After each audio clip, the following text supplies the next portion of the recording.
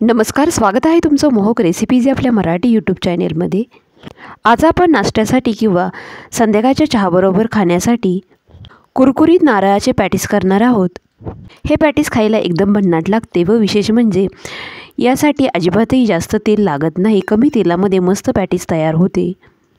पॅटीससाठी सर्वात प्रथम आपल्याला इथे ब्रेडचा थोडासा चुरा लागणार आहे। त्यासाठी इथे एका मिक्सरच्या छोट्या भांड्यामध्ये ब्रेडच्या 2 स्लाइसचे असे तुकडे करून मिक्सर चालू बंद करून थोडेसे ब्रेड क्रम्स तयार करून घेऊया।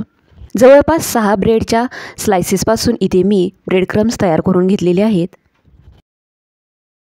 पॅटीसमध्ये भरण्यासाठी स्टफिंग करावं लागणार आहे। त्यासाठी इथे एका बाउलमध्ये एक गच्च वाटी भरून ओल्या नारळाचा कीस घालून घेऊया। हा कीस आलेकी साईजची किसणी असते त्याने बारीक किसून घेतलेला आहे। याला फोडणी देण्यासाठी इथे या भांड्यामध्ये थोडंसं तेल गरम करून घेतलेलं आहे।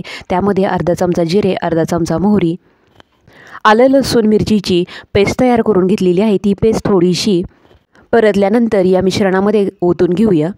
तुम्हाला कितपत पॅटीस तिखट हवं आहे तितक्या मिरच्या इथे वापरायच्या आहेत। इथे मी 4 ते 5 मिरच्या वापरलेल्या आहेत।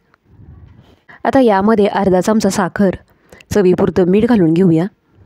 या मिश्रणाला थोडंसं बाइंडिंग येण्यासाठी यामध्ये एक उकडून घेतलेला बटाटा असा कुस्करून यामध्ये घालून घेऊया। बटाटा घालणे अगदीच ऑप्शनल आहे। व आता सर्व पदार्थ असे चांगले मिक्स करून घेऊया।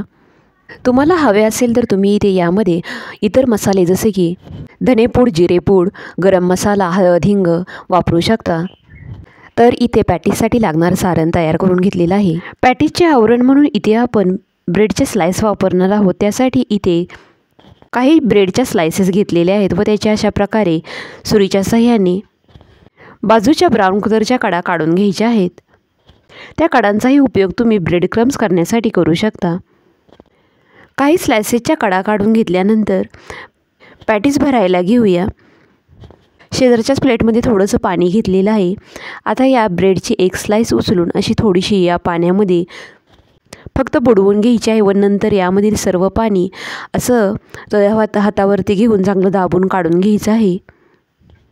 या स्लाइसमधील पाणी पूर्णपणे काढून घेतल्यानंतर ही स्लाइस आता बरीचशी मऊ झाल्यानंतर यामध्ये मध्यभागी लिंबाच्या आकाराचा या सारणाचा गोळा भरून घेऊया।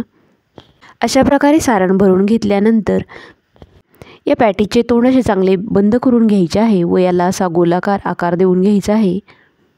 सगळीकडून पॅटीस एकसारखं तयार करून घेतल्यानंतर तयार झालेले हे पॅटीस ब्रेड क्रम्समध्ये असं चांगलं घोळवून घ्यायचं आहे। पॅटीस ब्रेड क्रम्समध्ये घोळवल्यामुळे एकतर पॅटीस एकदम कुरकुरीत तयार होते तसेच ते कमी तेलकट बनते। अशा प्रकारे राहिलेली सर्व पॅटीस तयार करून घेऊया।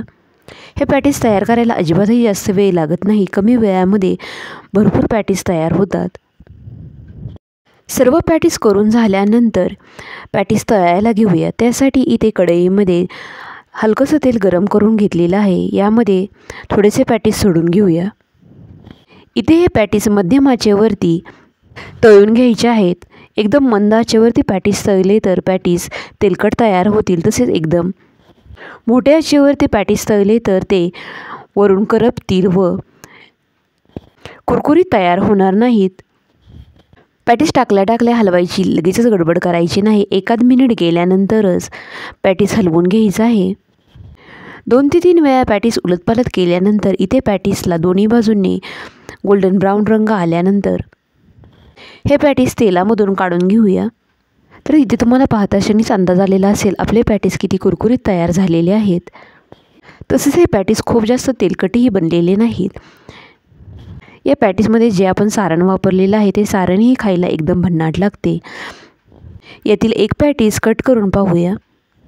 तर तुम्हीसुद्धा अशा प्रकारे केलेले पॅटीस नक्की करून बघा। पुन्हा भेटूयात अशाच एका नवीन रेसिपीसह। तोपर्यंत घरी बनवलेले पदार्थ खा आणि स्वस्थ राहा आणि चॅनेलला सबस्क्राईब करा।